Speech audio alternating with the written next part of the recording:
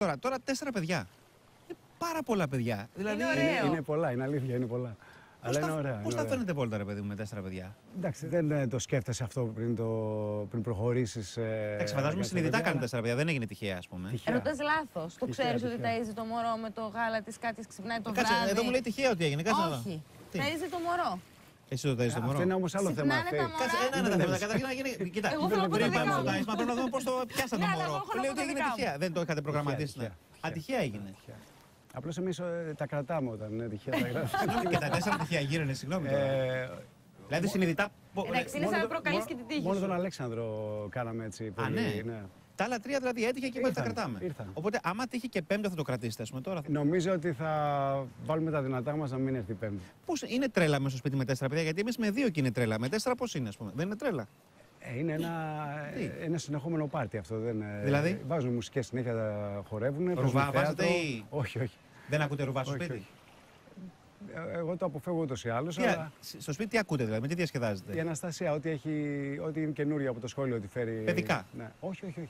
Τραγούδια κανονικά. Ναι. Τώρα τι τάξη πάει? Δευτέρα. Ζήλια δεν υπήρχε ποτέ, αυτό δεν το ζήσατε?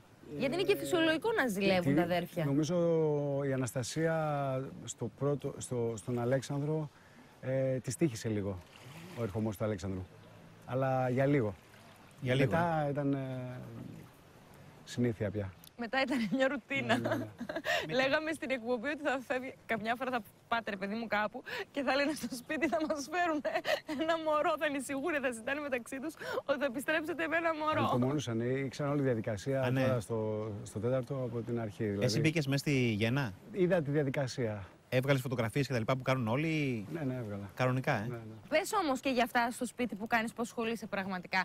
Δηλαδή, εγώ να καταλάβω ότι λέει ένας άντρας ασχολούμαι με τα παιδιά. Αλλά όταν λες ασχολείσαι, αλλάζεις πάνες και τέτοια? Όταν μπορείς να κάνεις το γάλα της μαμάς στο μητρικό, το οποίο μπαίνει στην κατάψυξη, αυτό είναι μια διαδικασία. Να το δώσουμε το πιπερό, να ρευτεί το μωρό, να το αλλάξει μετά πάνα. Μετά από 4 παιδιά είναι πλέον. Ναι, αλλά αυτό σημαίνει ότι ασχολείσαι 100%. Το έχεις. Το έχω μάθει.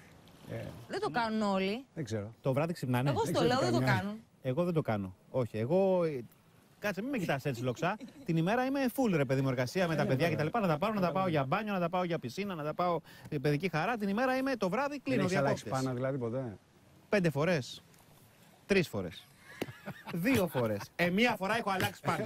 Έλεος. Μία φορά από περιέργεια. Ενός άλλου παιδιού. Ενός φίλου μας. Λοιπόν, ωραία. Είναι καλύτερος καπετάνιος από μένα. Είναι καλύτερος πατέρας από μένα. Πες ότι τραγουδάει και καλύτερα από μένα δηλαδή. Τώρα να τρελαθούμε κιόλας. Δεν σε κάνει πιο καλό παπά. Είναι στον άνθρωπο, αν το έχεις κιόλας, αν σου αρέσει. Εδώ λέει κάνει μπάνιο. Είναι μαμάδες και εγώ θέλω να πω ότι όταν γέννησα. Όχι, όταν πρωτοέρχεται το μπεμπέ στο σπίτι. Έχεις μία γωνία. Εγώ ήθελα τη Μέα λίγο να μου δείξει. Αλλά εδώ σου λέω ότι έκανε το πρώτο μπάνιο στα μωρά, το κάνει αυτός. Το έκανα και από τη Μέα. Εντάξει, μου άρεσε, δεν ξέρω. Πού σου βγήκε αυτό? Δεν φοβήθηκες μη σου πέσει, μη σου γλιστρήσει? Καθόλου. Εντάξει, εγώ είμαι ο μεγαλύτερος από 3 παιδιά. Α, είσαι ο μεγαλύτερος. Ναι, είχα μάθει κάπως να τα φροντίζω όταν ήμουν πιο μικρός. Οπότε είχες μάθει, είχες εξοικείωση με τα παιδιά. Γενικά έχω μια εξοικείωση με τα παιδιά.